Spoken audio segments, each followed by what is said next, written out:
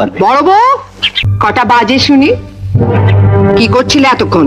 তন্দ্রার ঘরের বিছানা মশারি তুলে ওর ঘরটা ঝাড় দিচ্ছিলাম। উদ্ধার করেছো আমাকে।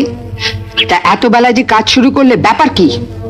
যেই বাড়িতে আরেকটা বউ এসেছে অমনি ঢিলে দিতে শুরু করেছো কাজে, না? কাল রাতে রাজুর জ্বর এসেছিল, ভালো ঘুম হয়নি, তাই উঠতে একটু দেরি হয়ে গেল মা। এসব নাকা নাকা কথা ছাড়ো।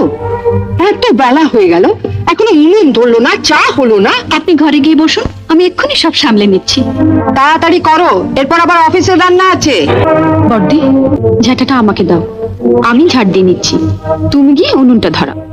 না ছোট, আমি পারবো। রাজুর শরীরটা ভালো নেই, তুই গিয়ে ওর কাছে একটু বস। কি খবর দি?